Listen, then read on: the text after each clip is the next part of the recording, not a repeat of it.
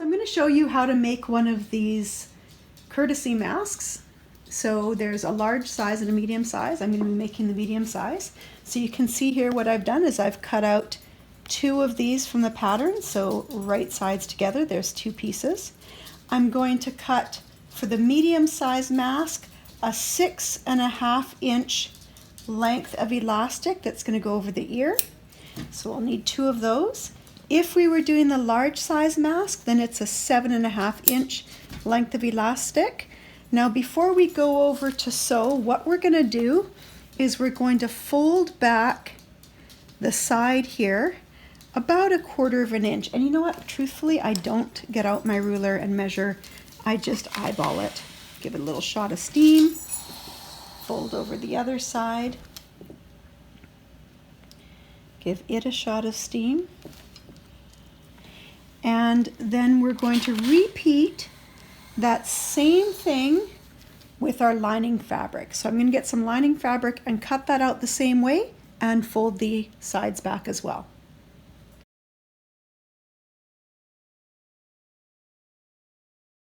Okay, so I've got my 2 pieces of lining, which I'm just going to set aside. I've got my 2 pieces of fabric, which I'm putting right sides together. I'm going to sew a 1/4 inch seam on the curved front part of the mask. So I'm going to 1/4 inch away from the edge, just do a little back stitch. You don't have to go fast, though I do find in the time it takes to sew up one mask, you might as well cut out 3 or 4 of them and gift 1 or 2 away. Okay, so that is the front piece, and now I'm going to do the same thing for the lining. Again, a 1/4 inch away around the curve of the front part of the mask, a little back stitch. And then very important, we need to cut notches out so that when we fold this, being careful not to cut our actual seam.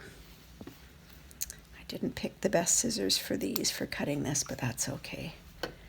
So a few little notches out. I'm going to do this in maybe 3 or 4 places on the most curved area of that seam. I think we need 1 more right there. All right, and then I'm going to do the same thing. So I've done that to the lining piece. I'm going to do the same thing to the fabric piece, and then we'll go over and press them open. Okay, so we've got our sewn fabric piece and our lining piece, and now what I'm going to use is something that's called a tailor's ham. It just allows me to press the seams open around a curve. Now if you don't have a tailor's ham, that's okay, just lay it as best you can. Sometimes it works to use it the edge of the ironing board. But I find taking little steps like this to make sure you press these open nicely, it just saves everywhere else, because it's going to take the same amount of time to sew it whether you do this step or not, and it just helps everything to lay together nicely. So that's the fabric piece, and then we're going to do the same thing with a lining piece over top of our ham. Try not to think about dinner.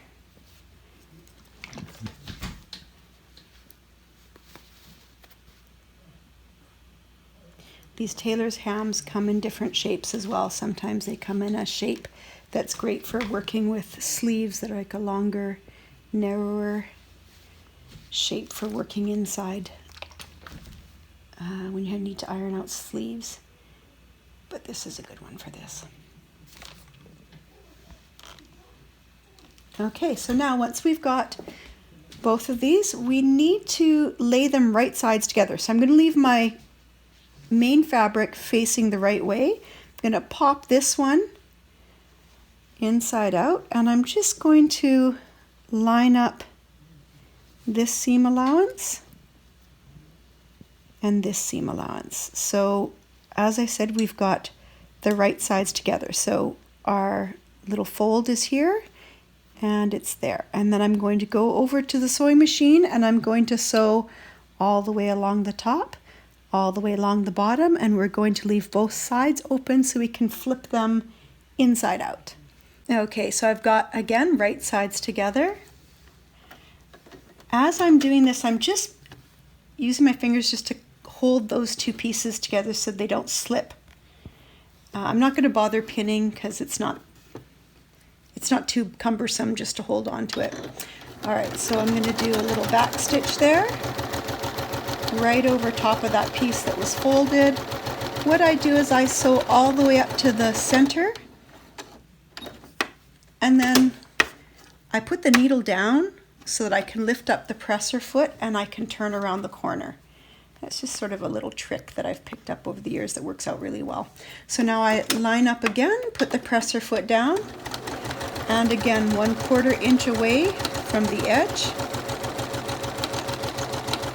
and a little back stitch at the end. So now we have the top part sewn. We're going to do the same thing to the bottom part, again lining up those that bottom center front seam, 1/4 inch away.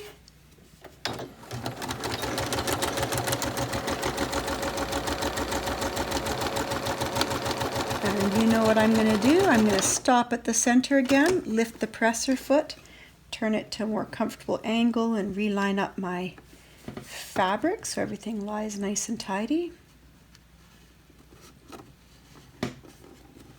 Presser foot down, and we're going to sew the rest of the bottom.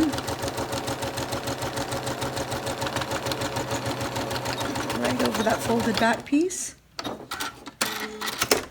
So you see what we've got here. Our two pieces are folded back. We've taken the stitches all the way through on both sides. Now we're just going to reach inside and flip this the correct way.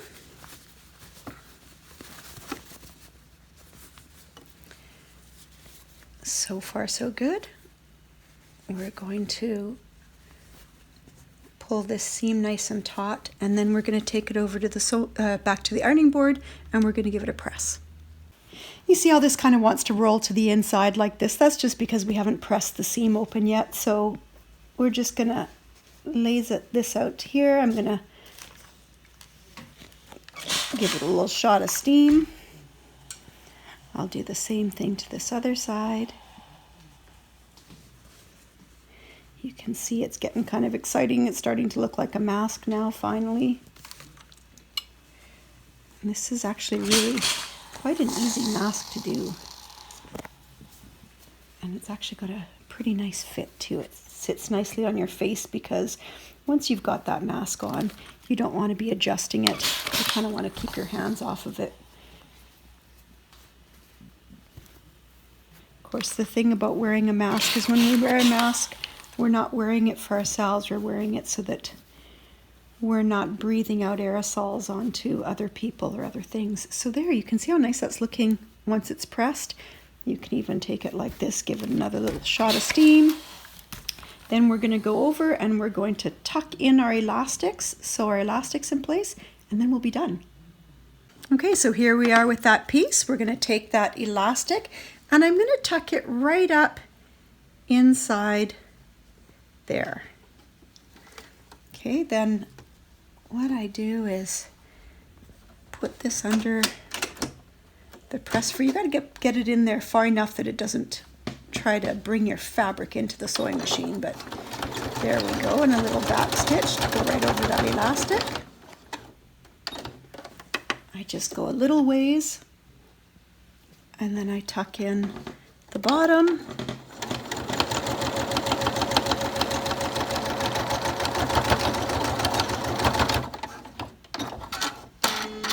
So we've got the one side, and we're just going to flip this over and do the other side here.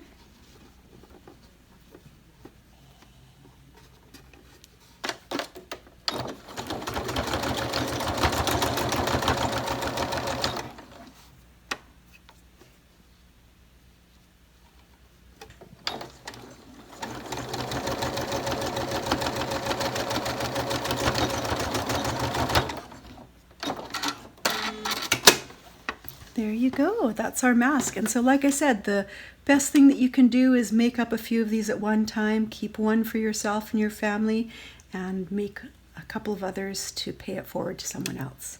That's all, everybody. Thank you so much for watching. Be well. Stay safe. This has been a masking success.